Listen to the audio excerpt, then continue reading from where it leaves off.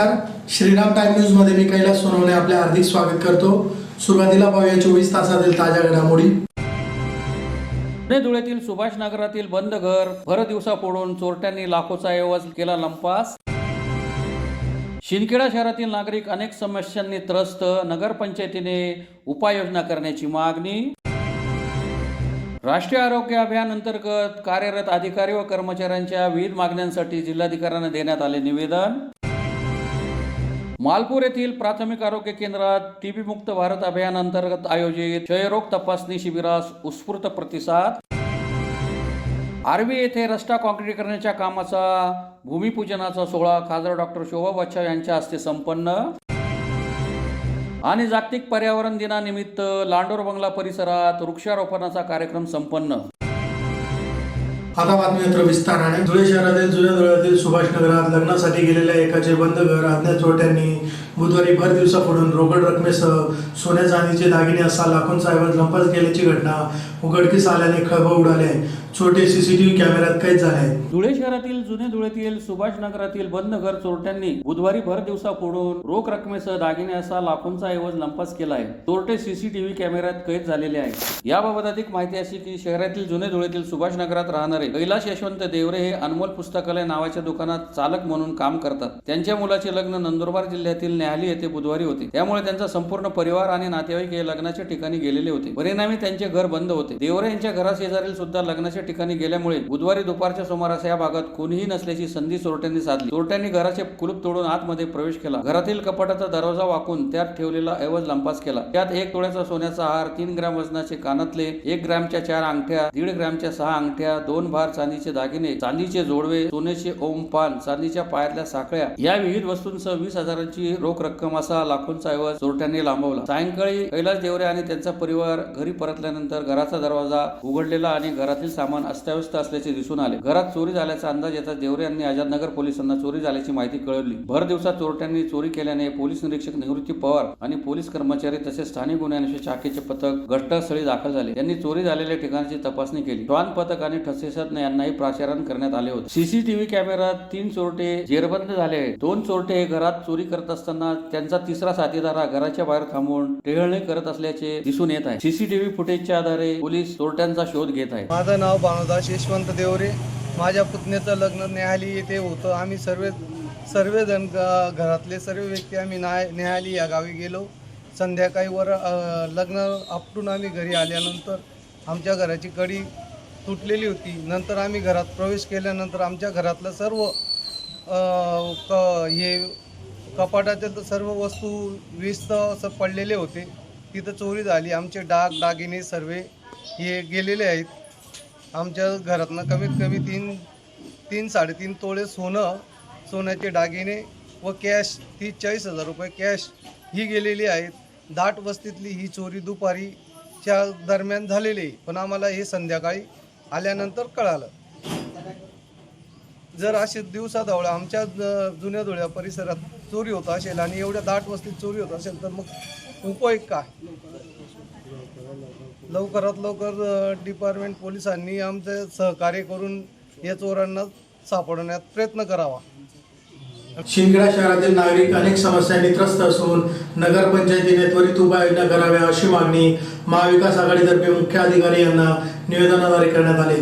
शिंदखेडा शहरातील नागरिक अनेक समस्यांनी त्रस्त असून नगरपंचायतीने त्वरित उपाययोजना कराव्या अशी मागणी महाविकास आघाडीतर्फे मुख्याधिकारी यांना निवेदनाद्वारे करण्यात आली आहे। निवेदनात म्हटले आहे की सत्ताधारी भारतीय जनता पार्टीचे शिंदखेडा शहरातील पदाधिकारी, नगरसेवक यांच्या उपस्थितीत मंत्री जयकुमार रावल यांनी शहरातील नवीन रस्ते, गटारी बांधकामासाठी भूमिपूजन करण्यात आले। शहरातील व कॉलनी परिसरात खोदून ठेवलेले रस्ते व ओपन गटारीमुळे मानसिक, शारीरिक व आरोग्याचा त्रास सुरू झाला आहे। सदर रस्त्यांची अपूर्ण कामे पूर्ण करण्यात यावी। महाराष्ट्र शासनाने शिंदखेडा नगरपंचायतीला 44 कोटींची पाणी योजना मंजूर केली। सदर योजना पूर्ण होऊन शिंदखेडा शहराला 8व्या दिवशी पाणी मिळते। इतकी मोठी योजना नगरपंचायतीला मंजूर करण्यामागचा उद्देश होता की शहरातील नागरिकांना दररोज पिण्याचे पाणी मिळावे। सदर पाणी योजना संपूर्णपणे अयशस्वी झाली असून शहराला जुन्या पाईपलाईनच्या माध्यमातून पाणी पुरवठा चालू आहे। सदर पाणी योजनेची टाटा कन्सल्टन्सी मार्फत चौकशी व्हावी। सदर तक्रारीची दखल घेण्यात यावी व संबंधितांवर गुन्हे दाखल करण्यात यावे। शहरातील घनकचरा संकलनासाठी लाखोंचा ठेका दिला असूनही कित्येक भागात घन कचरा संकलन होत नाही. आता पावसाळा सुरू होत असून घन कचरा संकलन करावा. सरस्वती कॉलनीतील ओपन जागेतील वृक्षतोड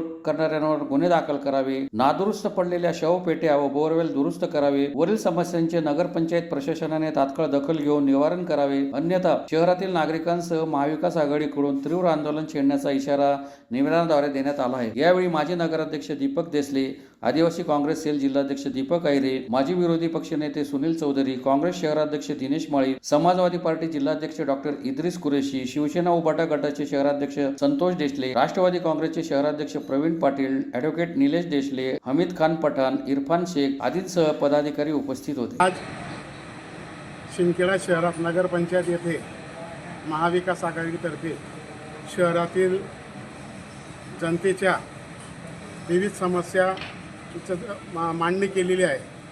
या ठिकाणी पाणी योजना असेल, आज 7व्या 8व्या दिवशी लोकांना पाणी मिळत आहे. जी योजना म्हणजे प्रत्येक दिवसाला पाणी मिळायला पाहिजे, ती योजनेचं पाणी 7व्या 8व्या दिवशी मिळतं आहे, ही शोकांतिका आहे. आज 21 कोटीची योजना पूर्ण होऊन दुसरे 23 कोटी आलेले आहेत, तरी शहराला पाणीपुरवठा होत नाही. हे सुरळीत. दुसरी समस्या, गावातील विविध रस्ते 8 महिन्यापासून खोदून पडलेले आहेत. ज्या रस्त्यांचं भूमिपूजन भारतीय जनता पार्टीच्या सत्ताधारी पक्षाच्या नेत्यांनी उद्घाटन करून गावात त्या रस्त्यांना चालायला जागा नाही, तिथं गटारींच्या समस्या आहेत, त्या आज तागायपर्यंत सुटलेल्या नाहीत. तिसरी समस्या, गावातील घनकचरा हा प्रत्येक वार्डात गाडी फिरत नाही आहे नेहमी डेली. कधी 2 दिवसाआड, कधी 1 दिवसाआड, कधी 3 दिवसाआड. काही ठिकाणी भर चौकात कचरा हा साचलेला आहे, तो उचलला गेला नाही आहे. त्याच ठिकाणी शवपेट्यांची तक्रार मी बऱ्याच दिवसापासून साहेबांकडे केलेली होती. शवपेट्यांच्या बाबतीत सांगायचं म्हटलं तर गावात, शहरात, घरात जर मृत्यू पडला तर आपल्याला आजूबाजूच्या खेड्यांवरून शवपेट्या आणाव्या लागत आहेत. ही शोकांतिका आहे. परंतु दुर्दैव असं आहे की त्या शवपेट्या ज्यांनी आणल्यात सत्ताधारी पक्षाने, त्यांनाच निवेदन देण्यास भाग पडलं. ही मोठी या शहराची शोकांतिका आहे. काय कोणाकडून अपेक्षा कराव्या, या ठिकाणी प्रशासक कोण चालवतं आहे हेच कळेना लोकांना, जनतेला. आता म्हणजे सत्ताधारी पक्ष जर निवेदन देत असेल तर लोकांनी जायचं कोणाकडे, म्हणजे प्रशासक कोण चालवतं आहे हे सुद्धा लोकांना कळतं आहे. गल्लीत काम कोणते नेते करतायत, कोणते ठेकेदार करतायत, हे सर्वांना कळतं आहे. परंतु आता जनताही बघते. येणाऱ्या काळात जनता याचा न्याय निवाडा करेलच. शेवटी या मूलभूत गरजांसाठी आम्ही आज या ठिकाणी महाविकास आघाडीतर्फे निवेदन दिलेलं आहे. साहेबांनी चांगला प्रतिसाद दिलेला आहे आणि त्या समस्यांचं निराकरण साहेब लवकरच करणार आहेत. जे शहरात 7व्या 8व्या दिवशी पाणी आता जे बोरवेल बंद करणार झालेले आहेत, ते साहेबांनी आजच आम्हाला आश्वासित केलं की उद्यापासून शहरातले सर्व बोरवेल आम्ही चालू करू. राष्ट्रीय आरोग्य अभियानांतर्गत कार्यरत अधिकारी व कर्मचाऱ्यांच्या विविध मागण्यांसाठी नागपूर व मुंबई येथे लक्षवेध आंदोलन छेडण्याचा इशारा धुळे जिल्हा महाराष्ट्र राज्य आरोग्य खाते कंत्राटी नर्सेस युनियन तर्फे जिल्हाधिकाऱ्यांना निवेदनाद्वारे देण्यात आला आहे. राष्ट्रीय आरोग्य अभियान अंतर्गत कार्यरत अधिकारी व कर्मचारी यांचे समायोजन, समान काम समान वेतन, वेतन सुसूत्रीकरण आदी मागण्यांसाठी नागपूर व मुंबई येथे लक्षवेध आंदोलन करण्यात येणार असून याबाबतचे निवेदन आयटक संलग्न धुळे जिल्हा महाराष्ट्र राज्य आरोग्य खाते कंत्राटी नर्सेस युनियन तर्फे जिल्हाधिकाऱ्यांना देण्यात आले आहे. निवेदनात म्हटले आहे की राष्ट्रीय आरोग्य अभियान अंतर्गत कार्यरत अधिकारी व कर्मचारी समायोजन कृती समिती व आयटक संलग्न महाराष्ट्र राज्य आरोग्य खाते कंत्राटी नर्सेस युनियन यांची संदर्भीय पत्र दिले आहे. तसेच माननीय राज्यपाल यांनी बजेट अधिवेशनाच्या अभिभाषणात राष्ट्रीय आरोग्य अभियान अंतर्गत कार्यरत अधिकारी कर्मचारी यांना 10 वर्षे व त्यापेक्षा अधिक जास्त सेवा झालेल्या शासनाच्या मंजूर पदांपैकी 30% समायोजन करण्यात येईल व मुख्यमंत्री 100 दिवसांच्या कार्यक्रमात घोषणाही करण्यात आलेली होती. परंतु अजूनपर्यंत ठोस पावले उचलली नाही. तसेच उच्च न्यायालय औरंगाबाद दिलेल्या निर्णयानुसार कारवाई करण्यात आलेली नाही. त्यामुळे आयटक संलग्न नर्सेस युनियन व समायोजन कृती समितीने दिनांक 29 एप्रिल 2025 पासून काळे फीत लावून काम करण्याचा निर्णय घेतलेला होता. शासनाने माहे फेब्रुवारी 2025 व मार्च 2025 या 2 महिन्याचे थकीत वेतन अदा केलेले असून माहे एप्रिल 2025 चे वेतन थकीत आहे, तो त्वरित करण्यात यावा व दरमहा 1 तारखेला मानधन जमा करण्यात यावे. तसेच समायोजनाची कारवाई तात्काळ करून राष्ट्रीय आरोग्य अभियान कंत्राटी अधिकारी व कर्मचारी यांना न्याय द्यावा. समायोजनाचे आदेश दिनांक 12 मे 2025 या जागतिक पारिचारिका दिनी पर्यंत काढावे अशी विनंती करण्यात आली होती. समायोजनाबाबत शासनाने संघटनेची भूमिका समजून घेण्यासाठी बैठकीची मागणी केलेली होती, परंतु अजूनपर्यंत बैठक मिळालेली नाही. तसेच शासन प्रशासनाने आपली भूमिका स्पष्ट केलेली नाही. त्यामुळे राज्यातील राष्ट्रीय आरोग्य अभियान अंतर्गत कार्यरत अधिकारी व कर्मचारी यांच्या तीव्र संतापाची भावना निर्माण झाली आहे. शासनाने योग्य दखल न घेतल्यास समायोजनाची प्रक्रिया तात्काळ न केल्यास दिनांक 12 जून 2025 ला नागपूर येथे विदर्भ व मराठवाडा येथील कंत्राटी कर्मचारी, तर दिनांक 16 जून 2025 ला मुंबई येथे कोकण, पश्चिम महाराष्ट्र व खानदेश येथील कंत्राटी कर्मचारी लक्षवेध आंदोलन करणार असल्याचा इशारा देण्यात आला आहे. यावेळी वसंत पाटील, रेश्मा कोकणी, मेघा साने, मेघा सोनवणे, कोमल मावची, सुनीता राऊत, प्रमिला ठिंगळे, मनीषा सूर्यवंशी, महिमा देसाई, सीमा गावित, सुरेखा परदेशी, सोनाली कुवर, अश्विनी साखळे, मंगला शेवाळे, शीतल पाडवी, सुनंदा कुवर आदी उपस्थित होते. जिल्हा आयटक तर्फे तसेच आयटक संलग्न कंत्राटी नर्सेस युनियन तर्फे माननीय जिल्हाधिकारी साहेब यांना कंत्राटी नर्सेस यांना 12-12, 15-15 वर्ष होऊन गेले असून तरी शासनाने यांना सेवाज्येष्ठता यादीत तसेच समायोजन केले नाही. दिनांक 14 मार्च 2024 पासून जो शासनाने परिपत्रक काढलं त्याची अंमलबजावणी झाली नाही. म्हणून महाराष्ट्र राज्य कंत्राटी नर्सेस युनियनतर्फे महाराष्ट्र राज्यभर दिनांक 12 जून नागपूर येथे लक्षवेधी धरणे आंदोलन करण्यात येणार आहे. तसेच 16 जून रोजी मुंबई येथे लक्षवेधी धरणे आंदोलन करण्यात येईल. तत्पूर्वी शासनाने समायोजन करण्यात यावं आणि वेतन सुसूत्रीकरण करण्यात यावं आणि समान कामाला समान दाम देण्यात यावं अशी आमची धुळे जिल्हा आयटकतर्फे तसेच महाराष्ट्र राज्य कंत्राटी नर्सेस युनियनतर्फे मागणी असून आम्ही माननीय जिल्हाधिकारी साहेबांना विनंती केली की आमच्या जो प्रश्न हे शासनापर्यंत पाठवावं आणि आमच्या मागण्या त्वरित मंजूर व्हावा अशी आम्ही विनंती आज रोजी माननीय जिल्हाधिकारी साहेबांना करीत आहोत. शिंदखेडा तालुक्यातील मालपूर येथील प्राथमिक आरोग्य केंद्रात टीबी मुक्त भारत अभियान अंतर्गत आयोजित क्षयरोग तपासणी शिबिरात उत्स्फूर्त प्रतिसाद लाभला. शिंदखेडा तालुक्यातील मालपूर येथील प्राथमिक आरोग्य केंद्रात टीबी मुक्त भारत अभियान अंतर्गत क्षयरोग तपासणी शिबिराचे आयोजन करण्यात आले होते. भारत सरकारच्या महत्वाकांक्षी धोरणानुसार सन 2025 टीबी मुक्त भारत कार्यक्रम अंतर्गत टीबीवर मात करण्यासाठी विविध उपक्रमांच्या माध्यमातून समाजातून टीबी हद्दपार करण्याचे उद्दिष्ट आहे. त्या दृष्टीने जिल्ह्यामध्ये टीबी मुक्त भारत कार्यक्रम अंतर्गत रुग्ण शोध मोहीम सुरू असून जिल्ह्यातील सर्व आरोग्य संस्थेत नवीन क्षयरोग्यांचे शोध मोहीम राबवून मोफत औषधोपचार देण्यात येत आहेत. मालपूर येथे या शिबिरास उत्स्फूर्त प्रतिसाद लाभला. आशा सेविका व गट प्रवर्तक यांनी प्रत्येक प्रभागात घरोघरी फिरून टीबी मुक्त अभियानाचे महत्त्व पटवून दिल्यामुळे तपासणीसाठी गर्दी झाली होती. यावेळी प्राथमिक आरोग्य उपकेंद्राचे वैद्यकीय अधिकारी डॉक्टर बिपिन सोनवणे, डॉक्टर जगदाळे, अमोल भामरे, जिल्हा क्षयरोग अधिकारी डॉक्टर सोनिया बागडे, डॉक्टर तृप्ती अग्रवाल, सचिन ठाकूर, विनोद हिरे, क्षय किरण तंत्रज्ञ मृणाली विस्पुते, आशा गट प्रवर्तक वैशाली भावसार, कोकिळा जाधव, फार्मासिस्ट गायत्री धनकर, पवार सिस्टर, पत्रकार Gayatri Dhangar, RR Valvi, Bharati Otari, lab technician doctor More आदी उपस्थित होते. आपला 15 सप्टेंबरपर्यंत हा कार्यक्रमाचं जिल्हा सर्व नियोजन आहे. माननीय जिल्हा आरोग्य अधिकारी सचिन बोडके सर, माननीय क्षयरोग अधिकारी सोनिया बागडे मॅडम यांच्या मार्गदर्शनाने आज केंद्र मालपूर येथे 150 लोकांचे एक्सरे मुंबई बँडने काढण्याचं नियोजन होतं. त्यापैकी आता काम सुरू आहे. आतापर्यंत 30 ते 35 लाभार्थ्यांचं एक्सरे काढून झाला आहे. आम्ही संध्याकाळपर्यंत 150 लोकांचं टार्गेट ठेवलं आहे, तेवढं आम्ही पूर्ण करणार आहे. तसेच पुढील 100 दिवसात आम्ही 4931 लाभार्थ्यांचं त्या क्षयरोग संशयितमध्ये जे येतात त्यांची पूर्ण तपासणी करून त्यांचे एक्सरे व तुमचे नमुने तपासून त्यांना पुढील नियोजन व औषधोपचार करणार आहे. त्याप्रमाणे पूर्ण आमचं नियोजन झालं आहे. सर्व केंद्र कर्मचारी, आशा वर्कर, सगळ्यांचं आम्ही कार्यशाळा घेऊन नियोजन करून काम कसं करावं यावर मार्गदर्शन केलं आहे. तरी जास्तीत जास्त लोकांनी या कार्यक्रमाचा लाभ घेतला. धुळे तालुक्यातील आर्वी येथील प्रभाग क्रमांक 2 मधील योगेश्वर कॉलनीत 13 लाख रुपये खर्चून होणाऱ्या रस्ता काँक्रिटीकरणाचा कामाचा भूमिपूजनाचा सोहळा खासदार डॉक्टर शोभा बच्चाव यांच्या हस्ते गुरुवारी संपन्न झाला. धुळे तालुक्यातील आर्वी येथील प्रभाग क्रमांक 2 मध्ये योगेश्वर कॉलनी डोंगरी विकास योजनेअंतर्गत 13 लाख रुपये खर्चातून होणाऱ्या रस्ता काँक्रिटीकरणाच्या कामाचा भूमिपूजनाचा सोहळा खासदार डॉक्टर शोभा बच्चाव यांच्या हस्ते गुरुवारी संपन्न झाला. तालुक्यातील आर्वी येथे योगेश्वर कॉलनीमध्ये अनेक वर्षांपासून पावसाचे पाणी तुंबत होते. या ठिकाणी चिखल जमत असल्याने नागरिकांना नाहक त्रासाला सामोरे जावे लागत होते आणि हा रस्ता अनेक वर्षापासून प्रलंबित होता. येथे नवीन कॉन्क्रीट रस्ता व्हावा अशी परिसरातील रहिवाशांची आणि तेथून वाहतूक करणाऱ्या नागरिकांची मोठ्या प्रमाणावर मागणी होती. तालुक्यातील आर्वी येथील ग्रामस्थांनी खासदार डॉक्टर शोभा बच्चाव यांच्याकडे योगेश्वर कॉलनीमध्ये रस्ता करून द्यावा या आशयाचे लेखी निवेदन सादर केले होते. ग्रामस्थांच्या वतीने विठ्ठल पाटील यांनी पाठपुरावा केला होता. याची दखल घेत खासदार डॉक्टर शोभा बच्चाव यांनी सदर कामास 13 लाख रुपये मंजूर केले होते. त्यानुसार सदर कामाचा भूमिपूजनाचा सोहळा त्यांच्या हस्ते गुरुवारी संपन्न झाला. या प्रसंगी काँग्रेस पक्षाचे ज्येष्ठ नेते डॉक्टर दरबारसिंग गिरासे, नागेश देवरे, अनिता पाटील, गणेश गर्दे, विठ्ठल पाटील, शिवसेनेचे जिल्हा प्रमुख अतुल सोनवणे, सुनील शिंदे, भरत बागले, सुभाष गायकवाड, भगवान गर्दे, विश्वास शिंदे, डॉक्टर दिनेश बच्चाव यांच्यासह ग्रामस्थ मोठ्या संख्येने उपस्थित होते. आपल्या डोंगरी विकास निधीच्या माध्यमातून आज 13 लाखाचा निधी आपल्याला उपलब्ध झालेला आहे आणि हे जे काम आहे रस्त्यांचं हे अतिशय चांगल्या पद्धतीने आपण या ठिकाणी करून घ्या. मी कॉन्ट्रॅक्टरांना पण सांगेन की हे जे काम आहे हे दर्जेदार व्हायला पाहिजे.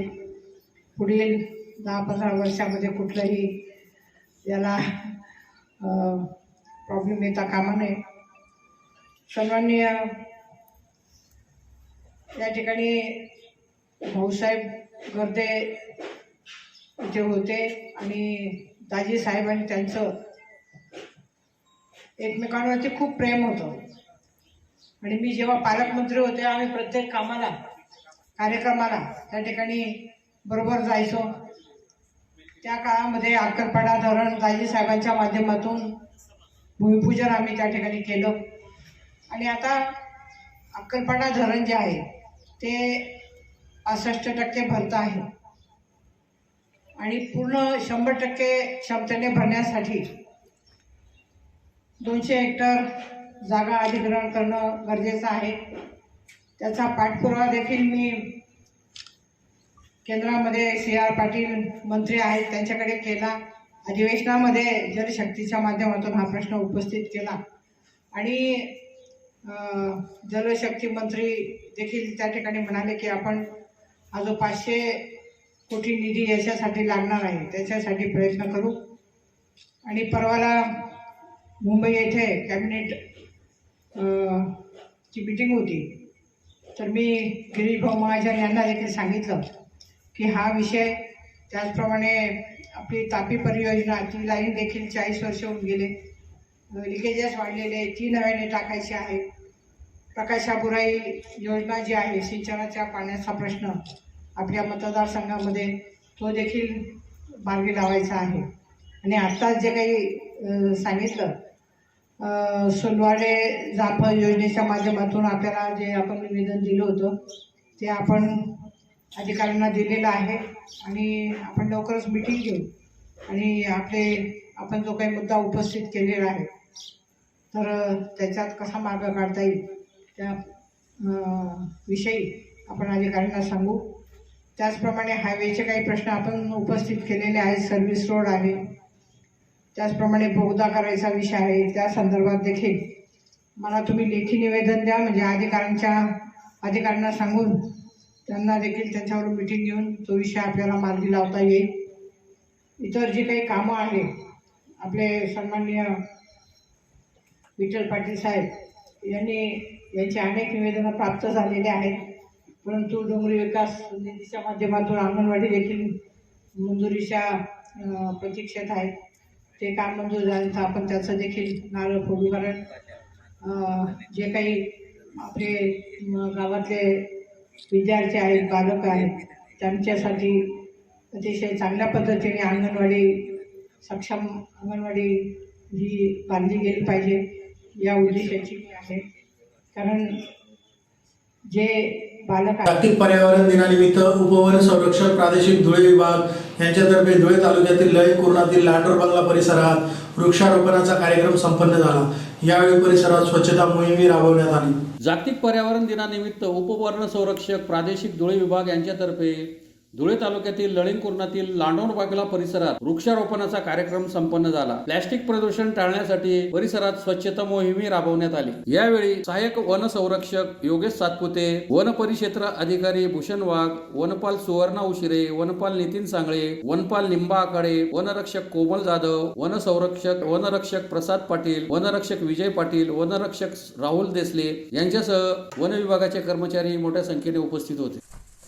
जागतिक पर्यावरण दिनानिमित्त आपण वृक्षारोपणाचा कार्यक्रम व साफसफाई स्वच्छता परिसरचं नियोजन केलेलं होतं, तर त्याप्रमाणे आपण आज साजरा केलेला आहे पर्यावरण दिन। पर्यावरण दिनानिमित्त सर्वांना शुभेच्छा। 2025च्या याच्याप्रमाणे ध्येय आहे का प्लास्टिकचा वापर टाळा आणि पर्यावरणाचं संवर्धन करा, संरक्षण करा। पुन्हा एक नजर ठळक घडामोडींवर। पुणे धुळ्यातील सुभाष नगरातील बंद घर भर दिवसा फोडून चोरट्यांनी लाखोचा ऐवज केला लंपास। शिंदखेडा शहरातील नागरिक अनेक समस्यांनी त्रस्त, नगरपंचायतीने उपाययोजना करण्याची मागणी। राष्ट्रीय आरोग्य अभियान अंतर्गत कार्यरत अधिकारी व कर्मचाऱ्यांच्या विविध मागण्यांसाठी जिल्हाधिकाऱ्यांना देण्यात आले निवेदन। मालपूर येथील प्राथमिक आरोग्य केंद्रात टीबी मुक्त भारत अभियान अंतर्गत आयोजित क्षयरोग तपासणी शिबिरास उत्स्फूर्त प्रतिसाद। आर्वी येथे रस्ता काँक्रीटीकरणाच्या कामाचा भूमिपूजनाचा सोहळा खासदार डॉक्टर शोभा बच्छाव यांच्या हस्ते संपन्न। आणि जागतिक पर्यावरण दिनानिमित्त लांडोर बंगला परिसरात वृक्षारोपणाचा कार्यक्रम संपन्न। याचबरोबर श्रीराम टाइम न्यूजचे बातमीपत्र संपले। दिवसभरातील ताज्या घडामोडींसाठी पाहत राहा श्रीराम टाइम न्यूज। भेटूया पुढील प्रसारणात, तोपर्यंत नमस्कार।